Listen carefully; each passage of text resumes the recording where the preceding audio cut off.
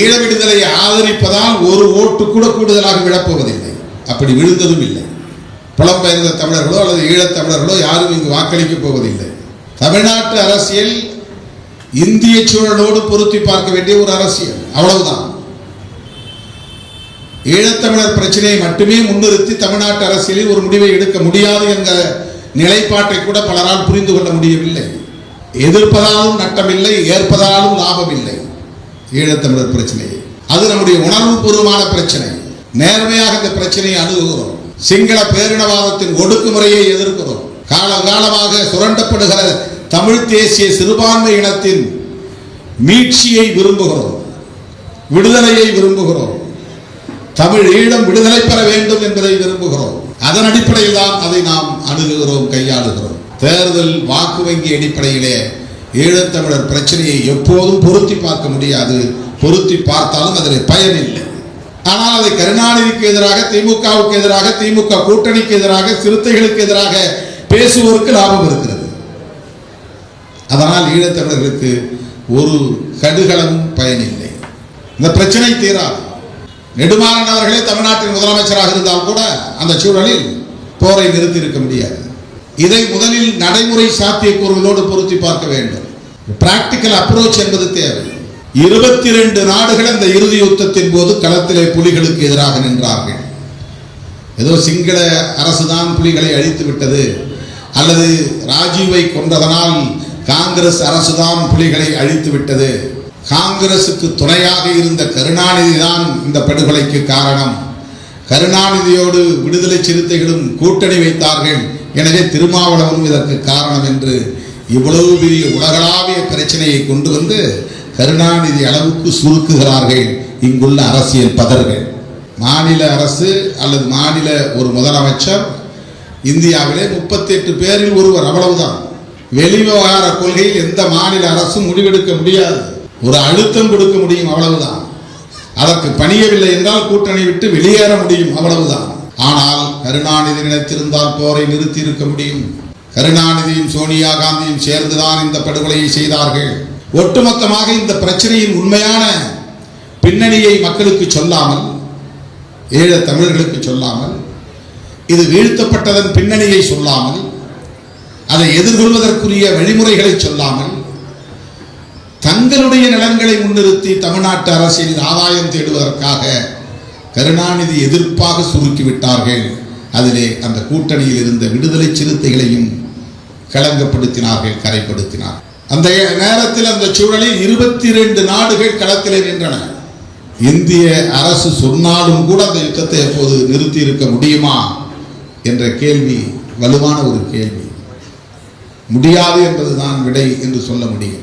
ஏனென்றால் சுத்தமாக அதை துடைத்தெறிய வேண்டும். சுற்றி வளைத்து விட்டார்கள். அவர்கள் கை ஓங்கிவிட்டது. சிங்களவர்கள் கை அல்ல, 22 நாடுகளின் கூட்டணி கை. அதில் இந்தியாவும் உண்டு, பாகிஸ்தானும் உண்டு, கனடாவும் உண்டு, இங்கிலாந்தும் உண்டு. இந்த நாடுகள் எல்லாம் சேர்ந்து பயங்கரவாதத்தை அழிக்கிறோம் என்கிற பெயரில் அதை ஒரு முடிவுக்கு கொண்டு வந்தார். அவர்களை பொறுத்தவரையில் அது பயங்கரவாத அழித்தொழிப்பு நடவடிக்கை. நம்முடைய பார்வையில் அது ஒரு இனப்படுகொலை, இனக்கொலை. சிவசங்கர மேனன் தன்னுடைய வாழ்க்கை வரலாற்று நூலிலே அன்றைக்கு இறுதிக்கட்ட போரிலே அமெரிக்கா தலையிட்டு பிரபாகரன், பொட்டம்மான் உள்ளிட்ட தலைவர்களை பாதுகாத்து ஒரு அரசியல் தீர்வை கொண்டு வர முயற்சி செய்தது. அன்றைய இந்திய ஆட்சியாளர்களும், குறிப்பாக தமிழ்நாட்டு ஆட்சியாளர்களும் தலைவர்களும் அதை விரும்பவில்லை. பிரபாகரன் அங்கு இருப்பு கொள்வது இவர்களின் எதிர்கால அரசியலுக்கு ஆபத்தாக இருக்கும், இடையூறாக இருக்கும் என்று கருதினார்கள். அதனால் அந்த போரை விரைந்து முடிவுக்கு கொண்டு வர வேண்டும் என்று விரும்பினார்கள் என்று எழுதியது இன்றும் இருக்கிறது. இவர்கள் எவ்வளவு கொடுமையானவர்கள் என்பதை நீ உணர்ந்து பார்க்க வேண்டும். இறுதிக்கட்ட போரிலே கொத்து கொத்தாக நாம் செத்து விழுந்து கொண்டிருந்த நாளிலே பெற்ற பிள்ளைகளை எல்லாம் தாய் நிலத்தின் விடுதலைக்காக பலியிட்ட தலைவன் இந்த பக்கத்திலே. அறிவார்ந்த பெருமக்களே, பெற்ற பிள்ளைகளுக்கெல்லாம் பதவி கேட்டு டெல்லியிலே முகாமிட்டிருந்த தலைவர்கள் பிறந்த நாளை ஓராண்டு, 100 ஆண்டு பிறந்த நாளை ஓராண்டு கொண்டாடுகிறார்கள் உன்னிலத்திலே. ராஜசேகர ரெட்டி யார்? காங்கிரஸ் கட்சிக்கும் திமுக என்ன சம்பந்தம்? காங்கிரஸ் கட்சியை வீழ்த்தித்தான் திமுக பதவிக்கே வந்தது. ஆனால் அந்த காங்கிரஸ் கட்சியின் ஆந்திர மாநிலத்தினுடைய முதல்வர் ராஜசேகர ரெட்டி, அவர் இறந்து விட்டார். அந்த நேரத்தில் ஈழத்திலும் போர், நாமும் செத்துக் கொண்டிருக்கிறோம். அவர் இறந்து விட்டார் என்பதற்கு அரசு பொது விடுமுறை விட்ட பெருந்தகை நம்முடைய ஐயா கருணாநிதி அவர்கள். ராஜசேகர ரெட்டிக்கு இங்க இதுக்கு என்ன சம்பந்தம் இருக்கு? தெய்வ திருமகன் நம் தாத்தா முத்துராமலிங்க தேவர் செத்ததுக்கு விடுமுறை உண்டா ஆந்திராவில்? நம்முடைய தாத்தா பெருந்தலைவர் காமராஜர் செத்ததுக்கு விடுமுறை உண்டா ஆந்திராவில்? உங்களுடைய கட்சி தலைவர் பேரறிஞர் அண்ணா செத்ததுக்காவது விடுமுறை உண்டா? பிறகு எதற்காக ராஜசேகர ரெட்டிக்கு விடுமுறை விட்டால் அந்த கட்சியின் தலைமை அம்மையார் சோனியா காந்தி மகிழ்வார்.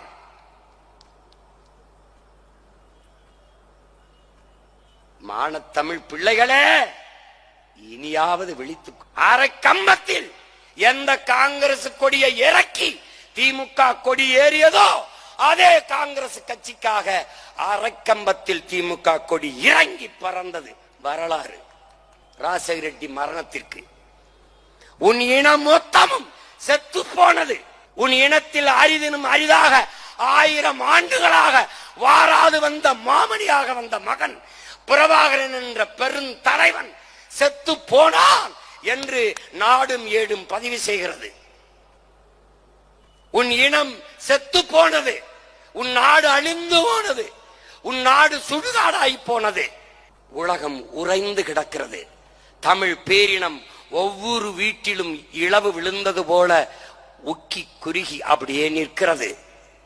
கண்ணீர் சிந்தி கையை பிசைந்து கொண்டு தவிக்கிறது. இதே நாள் மே 18 போர் முற்றிற்று என்று முடித்தான் ராஜபக்சே.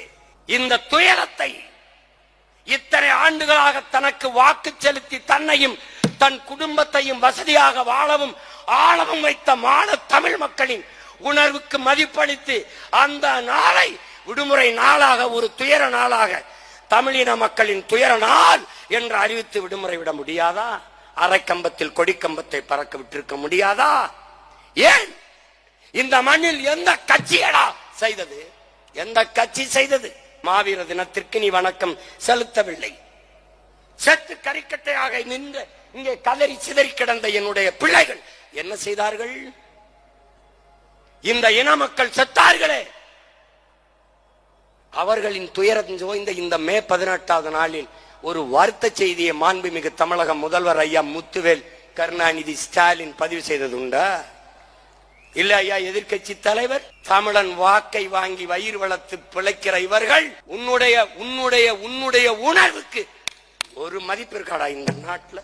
பாரதிய ஜனதா விடுற, காங்கிரஸ் விடுற, இந்த மண்ணுக்கென்று தொடங்கப்பட்ட கட்சிகள் உனக்காக நின்று இருக்கிறதா? இத்தனை நாள் இல்லாத இன்னைக்கு போய் மாநகராட்சி நடத்துகிற பொருட்காட்சியில் கலை பண்பாட்டு நிகழ்ச்சின்னு ஆட்டம் போட வேண்டிய அவசியம் என்ன வருது? தனியார் முதலாளி நடத்துகிற நிகழ்ச்சி பணம் வாங்கி கொண்டுதான் உள்ளே அனுப்புவான்.